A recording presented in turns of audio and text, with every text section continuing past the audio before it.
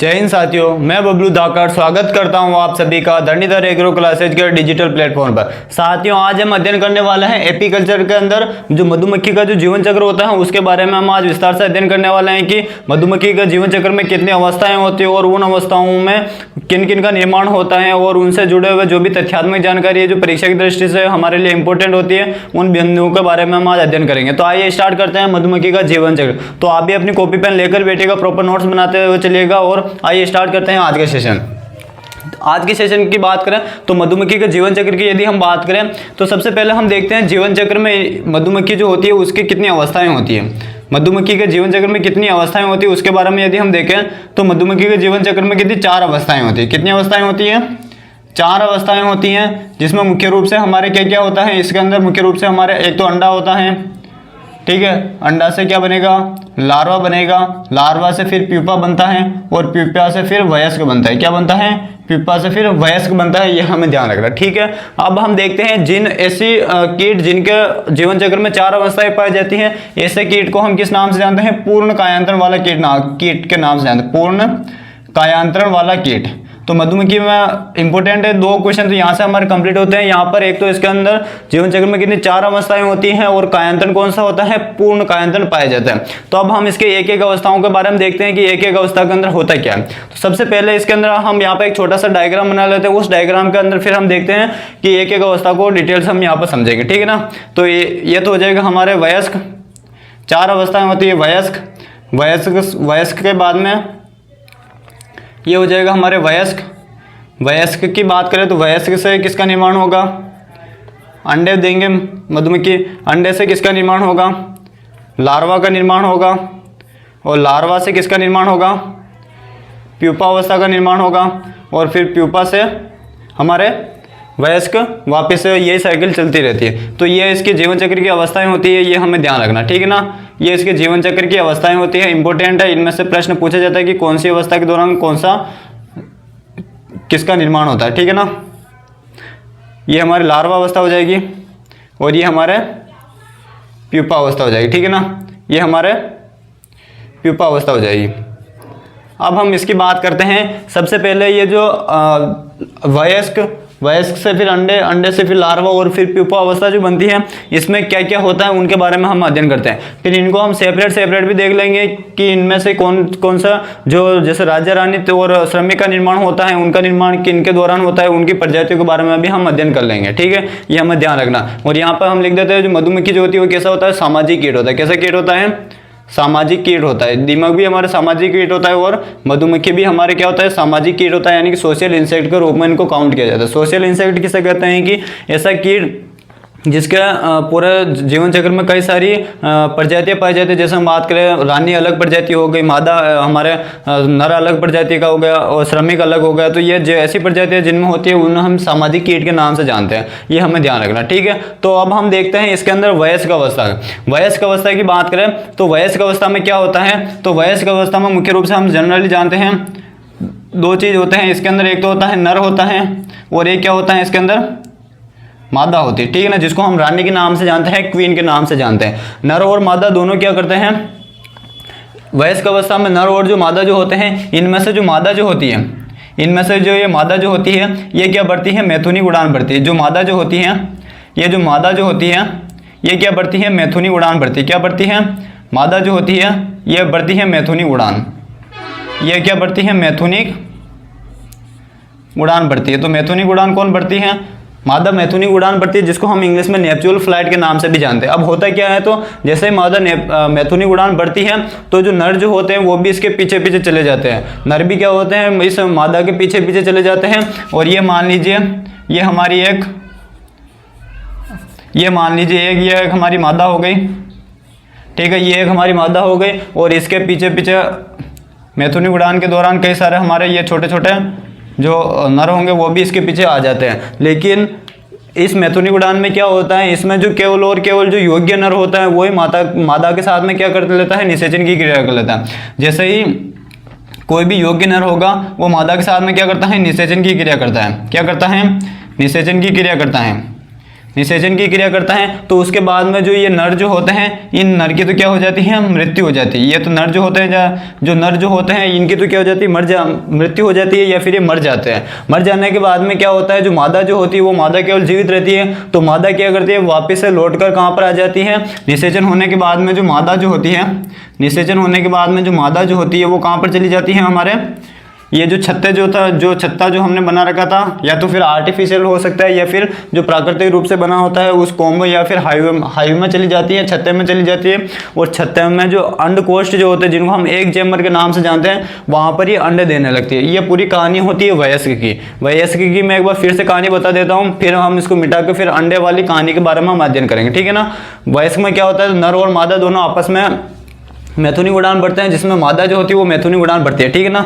यहाँ पर मैं अंडरलाइन किया देता हूँ, मादा जो होती है वो मैथुनी उड़ान बढ़ती है, उसके पीछे पीछे नर भी चले आते हैं, और योग्य जो नर होगा वही मादा के साथ में क्या करता है, मैथुनी उड़ान के दौरान निषेचन की क्रिया करते हैं। उसके बाद में जो नर जो होते हैं उनकी मृत्यु हो जाती है, और निषेचन होने के बाद में जो मादा जो होती है वो लौट कर आ जाती है, छत्ते में लौट कर आ जाती है, ठीक है, छत्ते में लौट कर आ जाती हैं। और वहाँ पर जो अंडकोष्ठ जो होते हैं उनमें ये क्या करती हैं, पड़े पड़े जीवन वर्ष, जब तक इसकी जीवन काल होती है 2 से 5 वर्ष का मादा का जीवन काल होता है, तो उसमें लगभग 2 से 5 वर्ष में के बीच में ये क्या करती है, अंडे देते रहती है अंडकोष्ठ में, ठीक है। ये पूरा वयस्क की कहानी होती है। अब हम अध्ययन करते हैं अंडे की। अंडा इंपॉर्टेंट है, ये हमें ध्यान रखना, ठीक है ना। इसको मैं मिटा देता हूँ यहाँ पर। अब हम इसकी बात करते हैं, अंडे की बात करते हैं। यहाँ पर यदि हम अंडे की बात करें साथियों, तो अंडे जो होते हैं ये कहाँ पर दिए जाते हैं, मादा के द्वारा।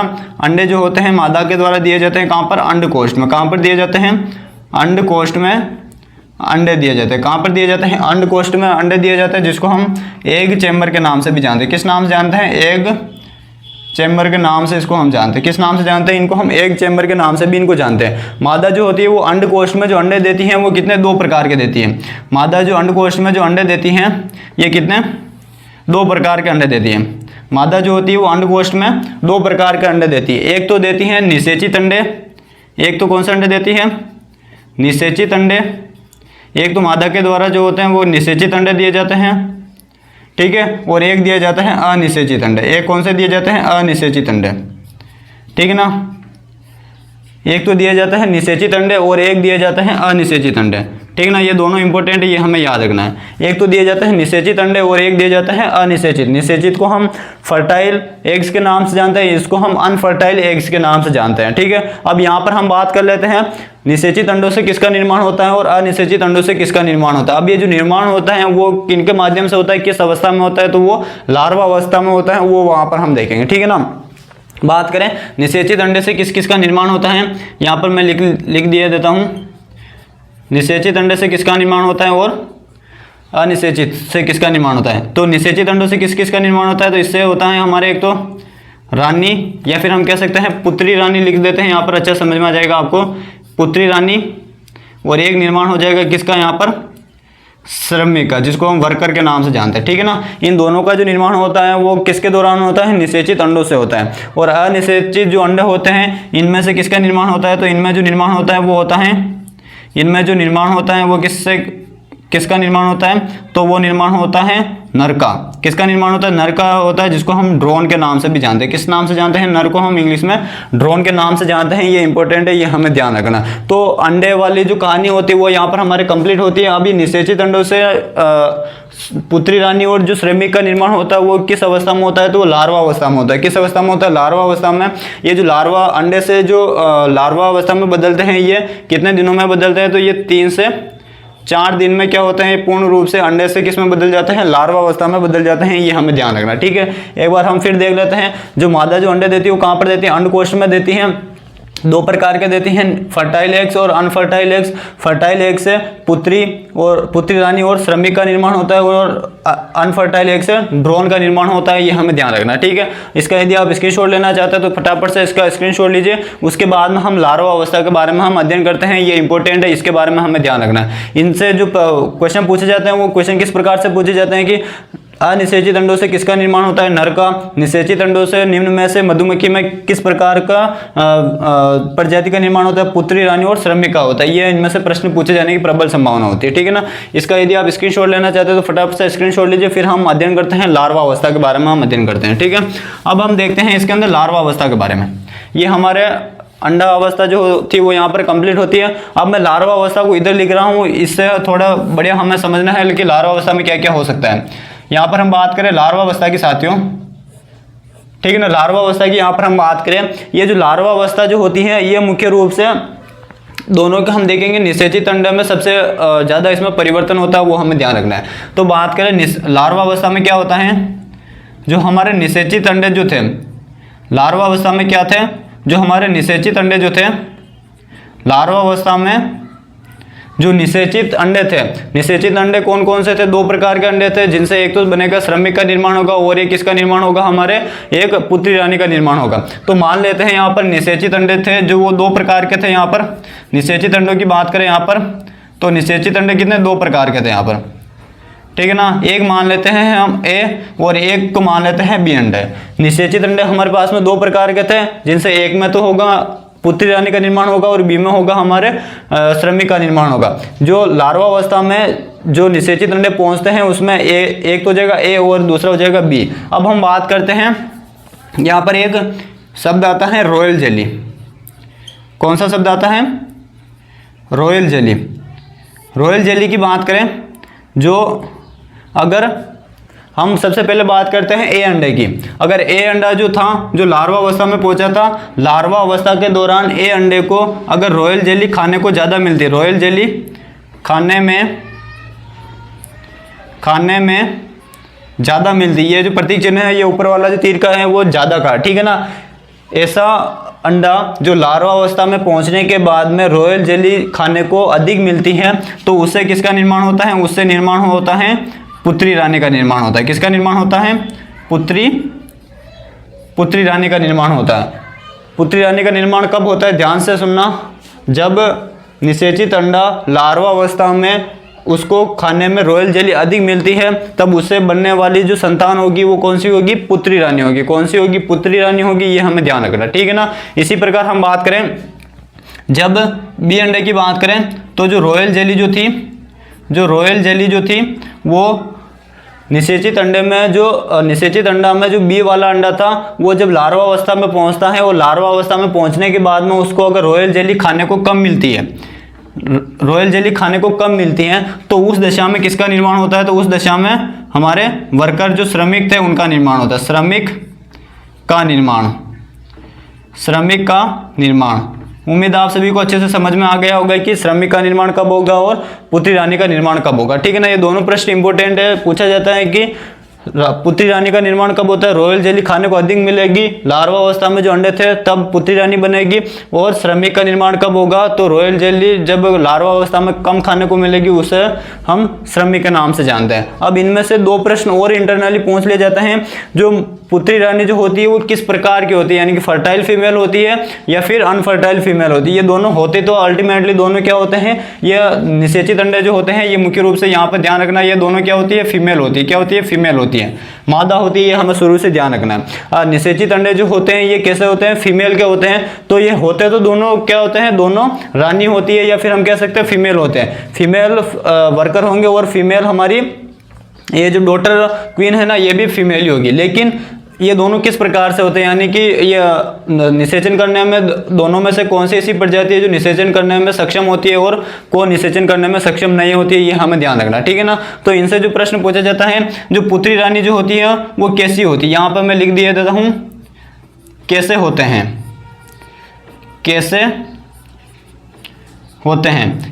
हैं का शाब्दिक अर्थ होता है निषेचन करने में सक्षम है या नहीं है। तो जो पुत्री रानी जो होती है ये कैसी होती है? उर्वर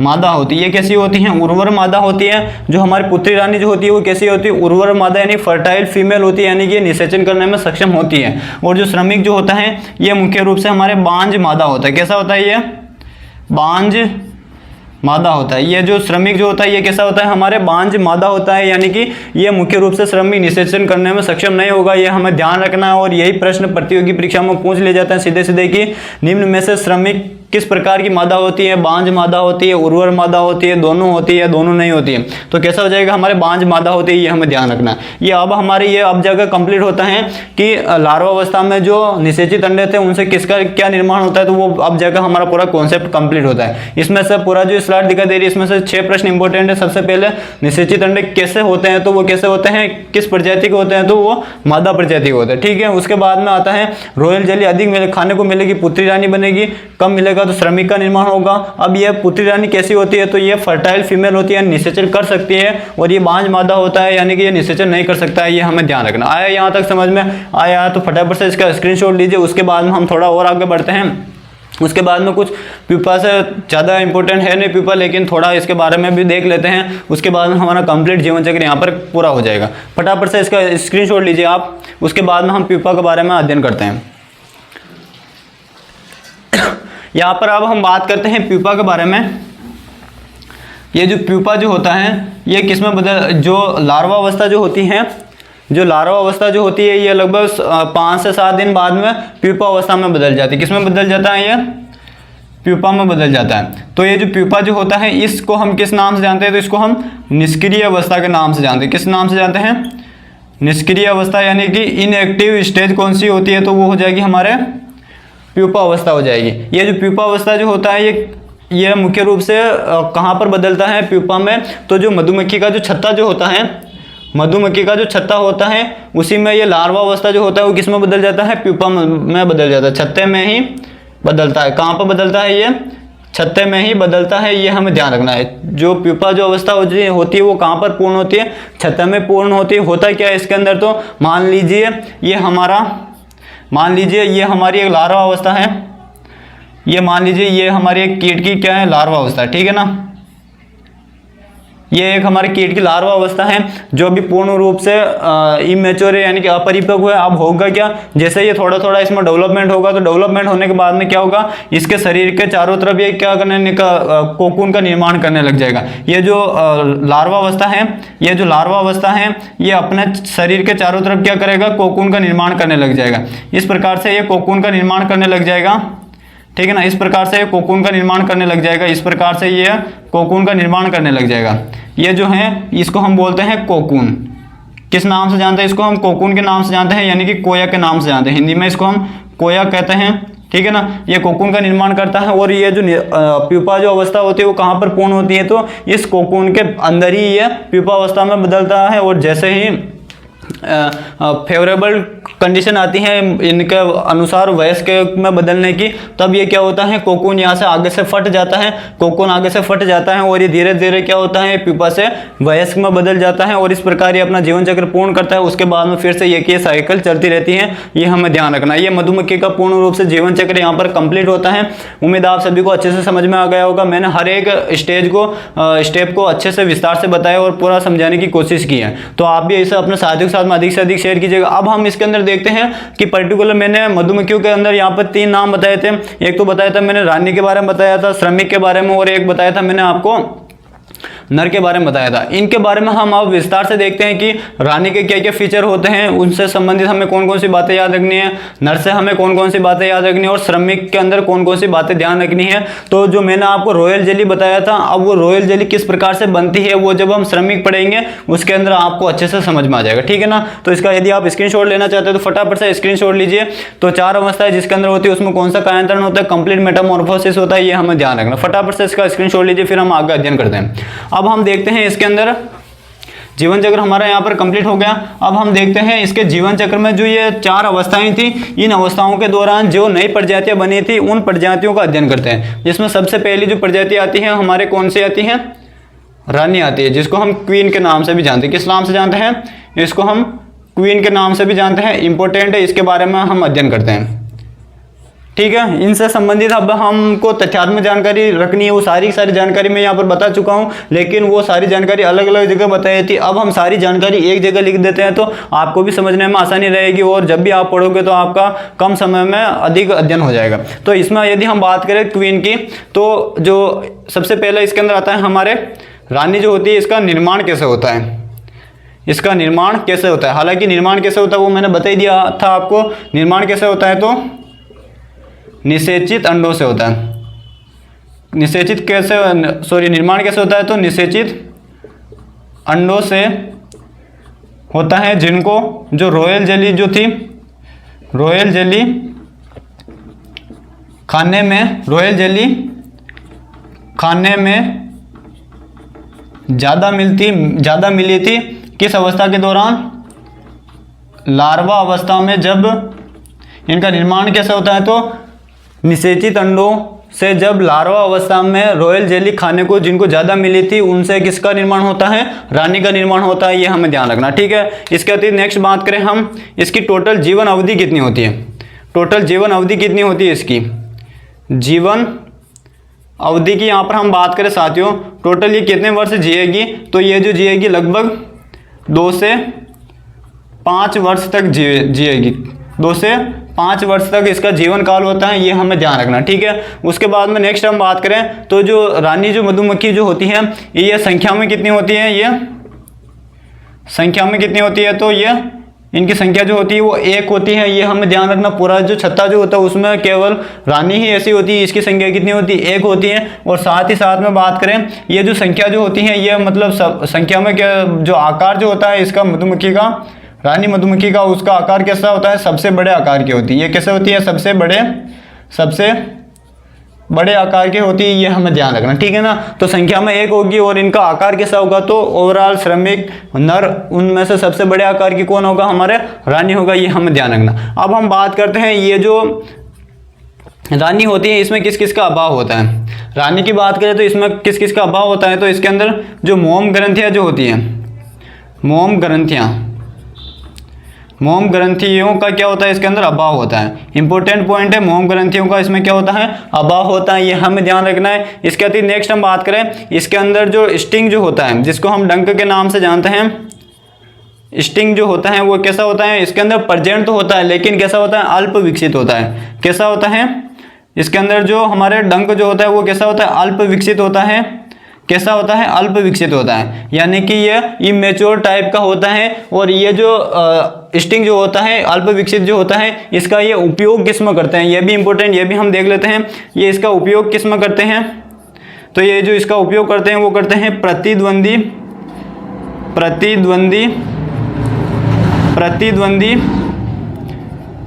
रानी को मारने में, प्रतिद्वंदी रानी को मारने में ये क्या करते हैं, उसका उपयोग करते हैं। यानी कि इस मैंने आपको बताया था, इसके जीवन चक्र में मैथुनिक उड़ान ये केवल एक बार बढ़ती है जीवन चक्र में। तब वो जब जीवन चक्र में मैथुनिक उड़ान बढ़ती है तो उस दौरान ये क्या करते हैं, अपना स्टिंग का उपयोग करके और जो भी प्रतिद्वंदी जो रानी होती है उनको ये क्या कर देते हैं, मार डालते हैं। और उसके बाद में केवल और केवल छत्ते की केवल एक स्वामिनी बन जाती है, या फिर हम कह सकते हैं एक रानी बन जाती है, जिसको हम संख्या में 1 होती है और आकार में सबसे बड़े आकार की होती है, ये हमें ध्यान रखना है। ये मधुमक्खी से जो प्रजाति होती है पहली रानी, उससे संबंधित महत्वपूर्ण जानकारी यहाँ पर हमारे कंप्लीट होती है। इसके बाद में हम नर के बारे में हम अध्ययन करते हैं। इसका यदि आप स्क्रीनशॉट लेना चाहते हैं तो फटाफट से इसका स्क्रीनशॉट लीजिए, फिर हम आगे बढ़ते हैं। फटाफट से इसका स्क्रीनशॉट लीजिए आप।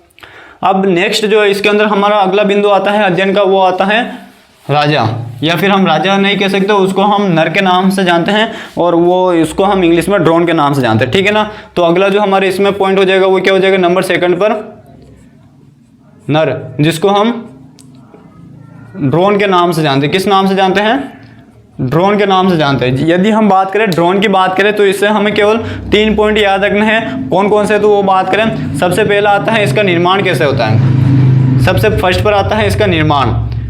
तीनों का जो निर्माण जो होता है वो इंपॉर्टेंट है, ठीक है ना। निर्माण की बात करें तो निर्माण किससे होता है, अनफर्टाइल एग से होता है। अनिषेचित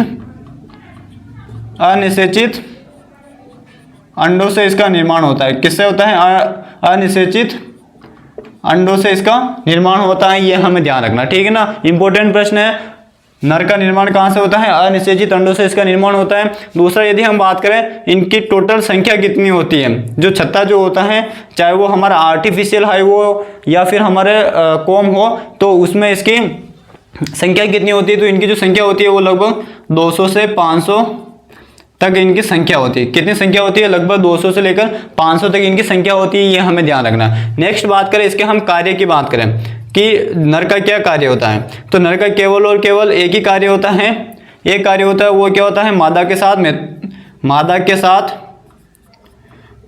साथ निषेचन करना या फिर जनन क्रिया करना, निषेचन करना, यही इसका केवल और केवल नर का काम होता है। इसके अलावा नर का कोई काम नहीं होता, इसीलिए इसकी जो संख्या होती है वो 200 से 500 तक होती है, फिर भी इसका काम चल जाता है। ठीक है ना, ये हमें ध्यान रखना है। इसके बाद नेक्स्ट आता है, मैंने बताया था आपको 3 प्रश्न इंपॉर्टेंट है जो इनसे पूछे जाते हैं। पहला प्रश्न आता है कि ड्रोन, हालांकि हम नर के लिए मेल शब्द काम में लेते हैं, कहीं पे भी हम नर के लिए जो शब्द काम में लेते हैं वो कौन सा काम में लेते हैं? मेल शब्द काम में लेते हैं। लेकिन ध्यान रखना है कि जो नर जो होता है मधुमक्खी के केस में उसको हम किस नाम से जानते हैं?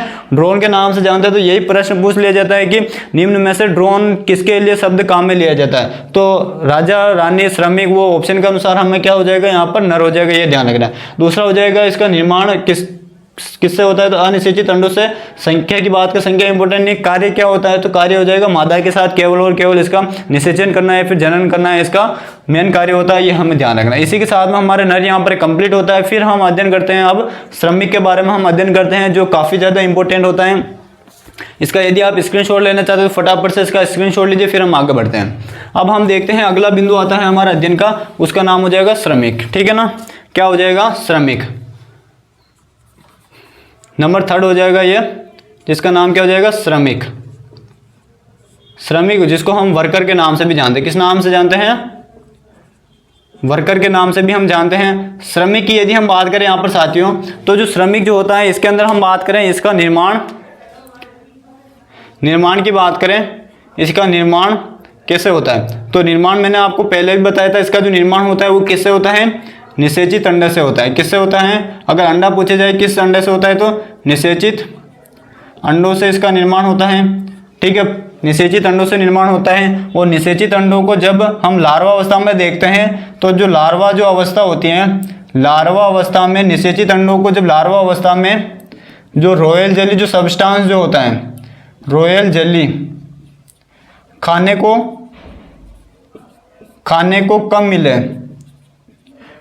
कम मिली थी, उससे किसका निर्माण होता है? श्रमिक का निर्माण होता है, ये हमें ध्यान रखना। ठीक है ना, तो ये दोनों पॉइंट इंपॉर्टेंट है, ये ध्यान रखना। उसके बाद नेक्स्ट बात करें इनकी संख्या की बात करें। ओवरऑल जो श्रमिक जो होते हैं इनकी संख्या कितनी होती है? जो हमारा श्रमिक जो होता है इसकी ओवरऑल पूरे छत्ते में संख्या कितनी होती है? तो यह सबसे अधिक संख्या में पाया जाता है। सबसे ज़्यादा संख्या इसी की होती है, सबसे ज़्यादा जो संख्या होती है वो इसी की होती है। या फिर हम कह सकते हैं ओवरऑल जो टोटल जो मधुमक्खियों की टोटल जो संख्या होती है उनमें से लगभग 80 से लेकर 90% जो संख्या होती है वो किनकी होती है? श्रमिक की होती है, ये हमें ध्यान रखना। ठीक है, उसके बाद नेक्स्ट बात करें इसमें क्या क्या उपस्थित होता है, तो इसमें मुख्य रूप से हम बात करें जो मैंने बताया था मोम ग्रंथियाँ जो होती है वो किस में उपस्थित होती हैं? मोम ग्रंथियां जो होती है वो किस में उपस्थित होती है? श्रमिक में उपस्थित होती है। रानी और नर के अंदर मोम ग्रंथियां अनुपस्थित होती है, ये ध्यान रखिएगा। मोम ग्रंथियां तथा इसके अंदर क्या होता है? डंक, जिसको हम स्टिंग के नाम से जानते हैं, ये दोनों क्या होते हैं? इसके अंदर उपस्थित होते हैं, ये हमें ध्यान रखना। ठीक है ना, उपस्थित क्या क्या होता है? तो मोम ग्रंथियां व डंक इसमें उपस्थित होते हैं, ये हमें ध्यान रखना। ये श्रमिक से संबंधित महत्वपूर्ण जानकारी यहाँ पर थ्योरी की यहाँ पर कंप्लीट होती है। अब हम देखते हैं श्रमिक के क्या क्या कार्य होता है, कार्य इंपॉर्टेंट है वो हमें ध्यान रखना। ठीक है ना, अब हम देखते हैं इसके अंदर श्रमिक के क्या कार्य हैं। श्रमिक के साथ ही यहाँ पर हम कार्य की बात करें तो 4 कार्य इंपॉर्टेंट है जो हमें ध्यान रखना। उसमें से सबसे इंपॉर्टेंट जो होता है उसके बारे में सबसे पहले हम देख लेते हैं। कार्य क्या होता है? तो कार्य होता है एक तो पराग एकत्रित करना तथा परागकण, या फिर हम कह सकते हैं परागण को बढ़ावा देना। इसका जो मेन जो कार्य होता है वो क्या होता है, पराग एकत्रित करना। मैंने आपको बताया था स्टार्टिंग में जब शब्दावली पढ़ाई थी तब मैंने बताया था मधुमक्खी का जो भोजन होता है वो कौन होता है, पोलन होता है, जिसको हम पराग के नाम से जानते हैं। ये क्या करते हैं, पराग जब एकत्रित करते हैं तो उसके साथ में ये मकरंद का अवशोषण कर लेते हैं, यानी कि उसको सौंप लेते हैं और छत्ते में ले जाकर उससे शहद बनाते हैं। पराग को एकत्रित करते हैं और उसके बाद में क्या करते हैं, परागण को क्या करते हैं, बढ़ावा देते हैं। ये इनका मेन कार्य होता है, ये ध्यान रखिएगा। नंबर सेकंड की बात करें तो नंबर सेकंड हो जाएगा, ये क्या करते हैं तो शत्रु से रक्षा करते हैं छत्ते की, शत्रु से रक्षा करते हैं छत्ते की।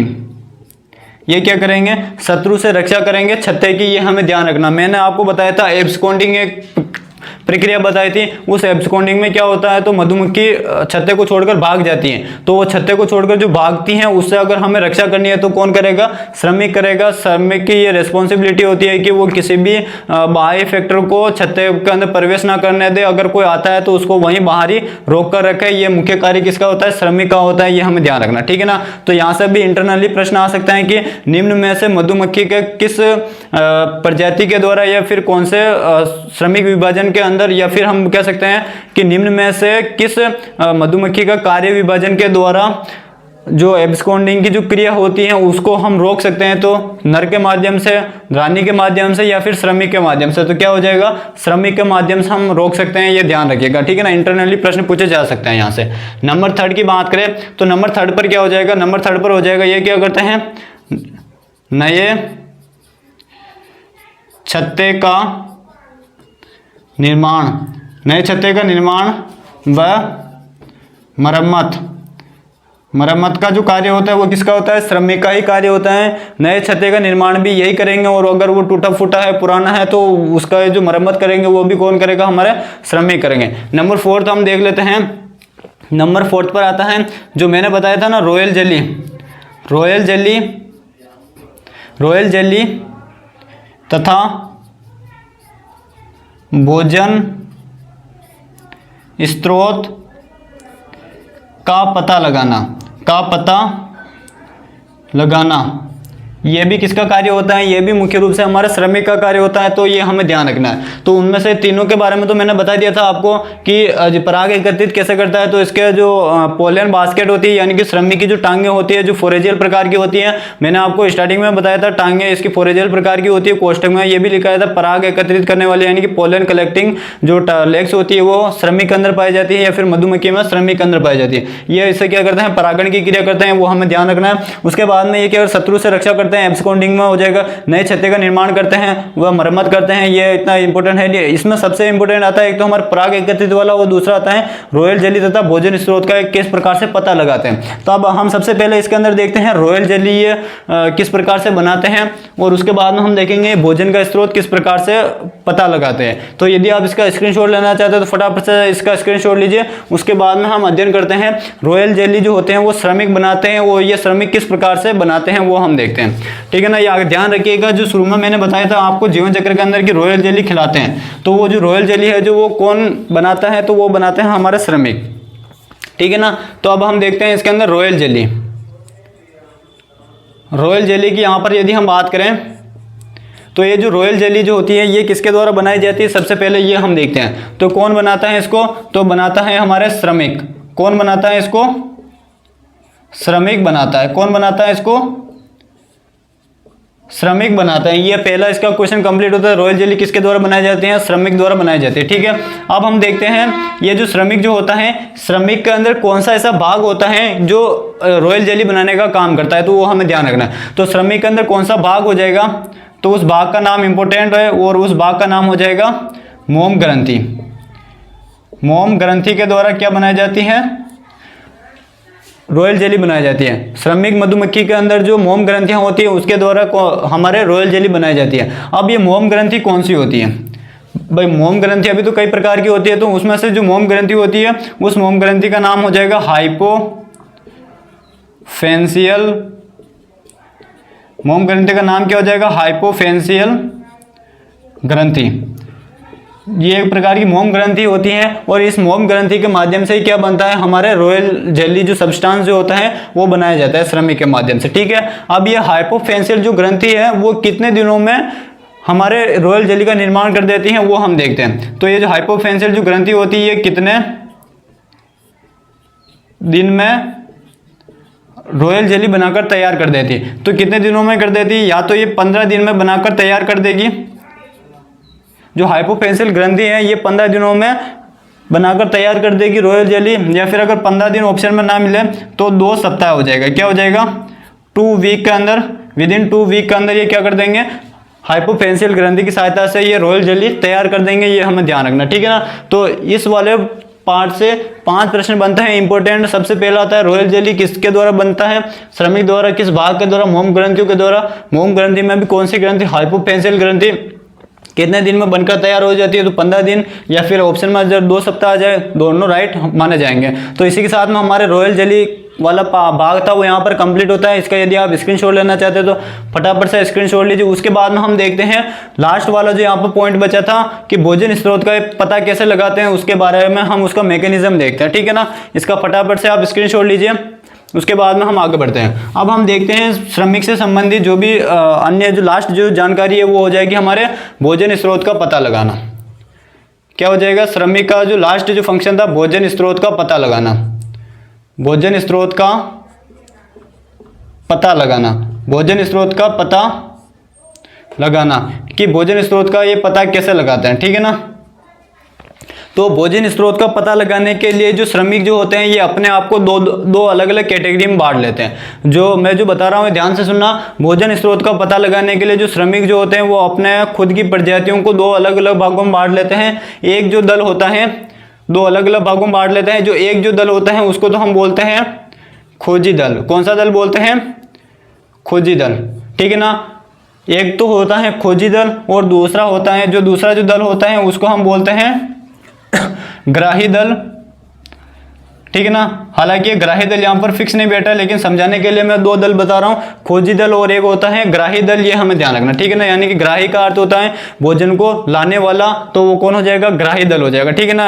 या फिर हम रिसीवर ग्रुप के नाम से इसको हम जानते हैं, या इसको फिर ये हो जाएगा हमारे रिसर्चर ग्रुप हो जाएगा, ये ध्यान रखिएगा। अब सबसे पहले हम बात करते हैं जो खोजी दल की बात कर लेते हैं। जो खोजी जो दल होता है ये क्या करता है? भोजन को ढूंढने के लिए निकलता है। अब ये भोजन को ढूंढने के लिए अलग अलग दिशा में जाता है। जैसे उदाहरण के रूप में मानते हैं जो खोजी जो दल है ये भोजन का स्रोत का पता लगाने के लिए पूर्व दिशा में गया, पश्चिम दिशा में गया, किसी भी दिशा में चला गया। मान लेते हैं हम पूर्व दिशा में गया, पूर्व दिशा में ये गया, उसको पता चल गया कि यहाँ पर भोजन है। तो अब वो जो भोजन जो होता है खोजी दल को जैसे पता चला, मान लो ये भोजन जो गया ढूंढने के लिए वो कौन सी दिशा में गया था? पूर्व दिशा में गया था। कौन सी दिशा में गया था? पूर्व दिशा में गया था। अब जैसे उसको भोजन स्रोत का पता चल जाता है तब ये क्या करता है? खोजी दल नृत्य करने लगता है। क्या करने लगता है? नृत्य करता है। जो हमारा खोजी जो दल था ये पूर्व दिशा में गया, भोजन स्रोत का पता चल गया। पता चलने के बाद में इसके द्वारा नृत्य किया जाता है, और ये जो नृत्य जो किया जाता है वो ग्राही दल को बुलाने के लिए किया जाता है कि हमें भोजन स्रोत पता चल गया है, आप आइए यहाँ से भोजन लेकर जाइए, ठीक है ना। तो ये होता है खोजी दल का मुख्य कार्य। अब ये जो खोजी दल के द्वारा जो नृत्य किया जाता है इनको ग्राही दल को बुलाने के लिए ये नृत्य जो होता है ये कितने 2 प्रकार का नृत्य किया जाता है। कितने प्रकार का नृत्य किया जाता है? 2 प्रकार का नृत्य किया जाता है। एक नृत्य आता है, इसके अंदर नंबर फर्स्ट पर आता है हमारे गोल नृत्य। कौन सा नृत्य? गोल नृत्य, जिसको हम राउंड डांस के नाम से भी जानते हैं, ठीक है ना। एक तो आता है गोल नृत्य और दूसरा जो नृत्य आता है बी नृत्य, वो हो जाएगा वेगल नृत्य। कौन सा नृत्य हो जाएगा? वेगल डांस, ठीक है ना। वेगल, इसको हम वेगल नृत्य के नाम से भी जानते हैं, ठीक है ना। हिंदी वाले इसको वेगल नृत्य के नाम से जानते हैं। तो उम्मीद है आप सभी को जो मैं बता रहा हूँ वो जानकारी समझ में आ रही होगी, ठीक है ना। आप थोड़ी कहानी को और आगे बढ़ाते हैं। जैसे ही ये 2 प्रकार का नृत्य करता है खोजी दल ग्राही दल को बुलाने के लिए कि हमें भोजन मिल गया, आप यहाँ से भोजन लेकर जाइए। अब ये जो खोजी दल जो होता है ये कब तो गोल नृत्य करेगा और कब वेगल नृत्य करेगा? भोजन स्रोत का हमें किस दिशा में पता चला था? पूर्व दिशा में पता चला। तो वो कितनी दूरी पर है तो उस दूरी के आधार पर अलग अलग 2 प्रकार के नृत्य किए जाते हैं। एक तो किया जाता है गोल नृत्य किया जाता है और एक किया जाता है वेगल नृत्य किया जाता है। तो गोल नृत्य ये कब करेगा? तो गोल नृत्य जो होता है ये कब करता है? जो भोजन स्रोत जो था, भोजन दिशा हमारी एक ही है दोनों के लिए, पूर्व दिशा। जो भोजन स्रोत जो था वो मुख्य रूप से भोजन स्रोत जो था वो मुख्य रूप से अगर जो छत्ता है, भोजन स्रोत जो छत्ता है वहाँ से महज 50 मीटर या 50 मीटर से कम दूरी पर होगा, कम दूरी पर हैं, तब जो ग्राही जो दल था उसको बुलाने के लिए कौन सा नृत्य किया जाएगा? गोल नृत्य या फिर राउंड डांस किया जाएगा। एक बार फिर से सुनना, भोजन स्रोत जो है वो किस दिशा में? पूर्व दिशा की तरफ है, और ये जो भोजन स्रोत है ये छत्ते से महज अगर 50 मीटर या 50 मीटर से कम दूरी पर है, तब ग्राही दल को बुलाने के लिए खोजी दल के द्वारा जो नृत्य किया जाएगा वो नृत्य कौन सा हो जाएगा? गोल नृत्य हो जाएगा। ये हमें ध्यान रखना। अब हम थोड़ा और आगे बढ़ते हैं। अब हम देखते हैं वेगल डांस की तरफ, देखते हैं कि वेगल डांस किस प्रकार से किया जाता है। मैं ये भी बताऊंगा कि राउंड डांस किस प्रकार से किया जाता है और वेगल डांस किस प्रकार से किया जाता है। अब हम देखते हैं वेगल डांस की। तो वेगल डांस की बात करें, दिशा हमारी सेम है, ठीक है, और पूर्व दिशा है। अब पूर्व दिशा में जो खोजी दल जो था इसको मिला, खोजी दल को मिल गया, भोजन स्रोत का पता चल गया। अब ये भोजन स्रोत मान लो यहाँ से हमारे जो मेन जो छत्ता था वहाँ से कितनी दूरी पर है? 50 मीटर से अधिक दूरी पर, 50 मीटर से ज़्यादा दूरी पर है, 50 मीटर से ज़्यादा दूरी पर है।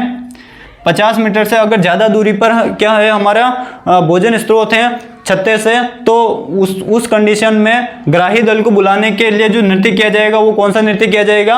वेगल नृत्य किया जाएगा। कौन सा नृत्य किया जाएगा?